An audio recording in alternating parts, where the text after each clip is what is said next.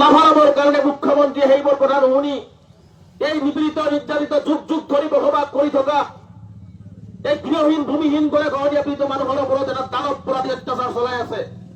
এইটো আমি কোনো পদ্ধতিতে সদস্য সংখ্যালঘু ছাত্ৰ সহ্য নকৰো।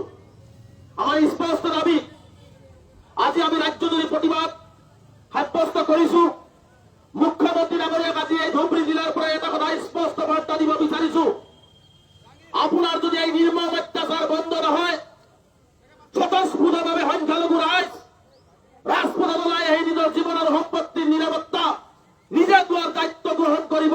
তাৰ পিছত যদি কোনো ল এণ্ড অৰ্ডাৰৰ চিটিচন হয়, তাৰ বাবে সম্পূৰ্ণ গৃহ বিভাগ, সম্পূৰ্ণ হিমন্ত বিশ্ব শৰ্মা জগৰীয়া হ'ব।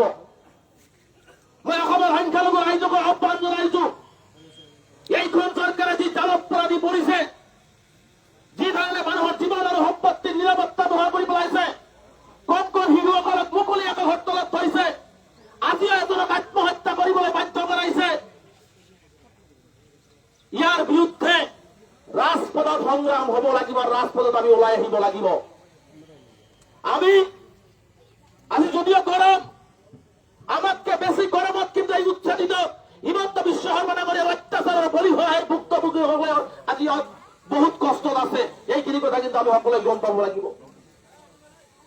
যদি মুখ্যমন্ত্ৰীয়ে ভাবিছে দাবী ধমকি দি প্ৰশাসন লগাই শতশ সংখ্যালঘু ছাত্ৰীৰ নামচোৰ আন্দোলন স্তব্ধ কৰিব, তেনেহলে মুখ্যমন্ত্ৰীয়ে গৰুত গছৰ কথা ভাবি আছে। আজি আৰম্ভ কৰিছো, এই আন্দোলন অবিৰতভাৱে চলি থাকিব।